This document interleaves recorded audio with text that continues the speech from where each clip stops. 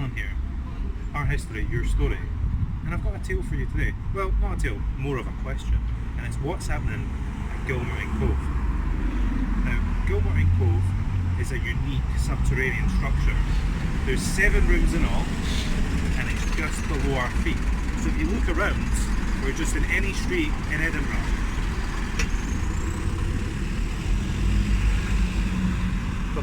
But below our feet, there's an intriguing site, the site of Gilmerton Cove. Now, the most intriguing thing about Gilmerton Cove is people have speculated over the centuries about what it was used for. Now, it could be between 200 and 2,000 years old. Some theories are that it was carved out of the rock. Now, all the furniture is carved out of the rock, all the rooms are carved out of the rock, which there's 7. And one of the theories is that George Patterson, he carved it out for himself, to make a lodging for himself and his families, or a workshop.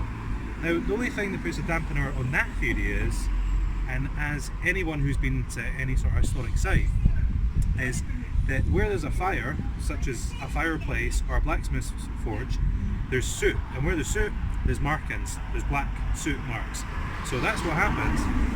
But down in Gilmerton Cove, there's none of that. So that's put a dampener to that theory. Some of the other theories that revolve around George Patterson is that it was a drinking den. Now, he certainly got in trouble from the Kirk for drinking on the Sabbath of all things, but it's a pretty big length to go to just so you can have a pint on a Sunday. Some of the more exciting and fanciful theories about what Gilmerton Cove was used for is that it was a hideout for the Covenanters. Now, when the king's after you, you find a place to hide. And they were known to hide in caves, and they were known to hide in woodland and places like that, anywhere they could get to get away from the king's persecution. So that could have been.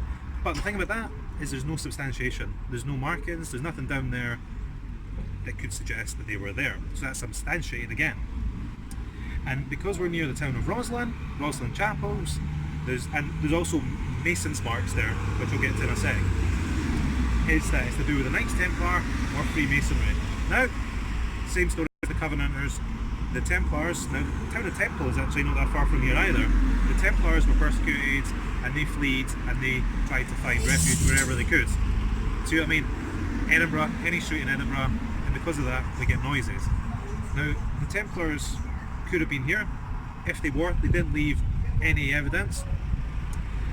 The whole Freemasonry thing, which some people are saying are linked to the Templars, there is a marking down there. Now, during Victorian times, gentlemen, and there was a lot of gentlemen that were Freemasons, they used to go on outings to historical sites. And what they like to do is they used to go see the historical site, marvel in its splendour, and then they like to vandalise it. You know, Victorians were the biggest vandalisers of history. So that could be why there's a Masonic mark there.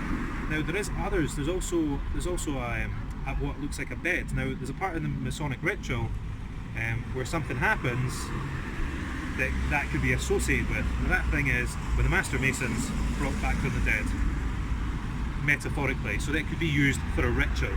And that's one of the theories. Again, there is a bit down there that could be used for that, but there's nothing else apart from that and the set square and compass that kind of tie that. But it's a bit of a tenuous claim. Now, another theory dating from 2,000 years ago is that it was a Druidic temple and that rituals were performed here.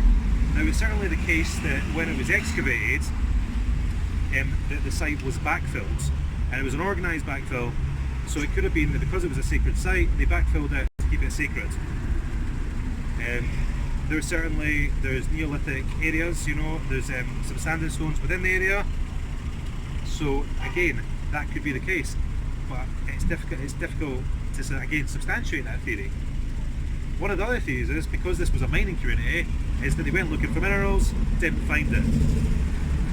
But the truth about what's happening in Gilmerton Cove is that it's a site that's been used throughout the centuries for different purposes. It's been repurposed. Before I forget, there's also a well that's not deep enough to draw water. Again, intriguing. There's a lot of mysteries around Gilmerton Cove. I suggest that you come and have a visit. I came here a couple of months ago. I'll put some photos on at the end. But if you have any theories about what happened at Gilmerton Cove, which is my question, then please join us on the Our History Your Story Facebook page and we can continue the discussion here. Please like and subscribe, and I'll see you next week.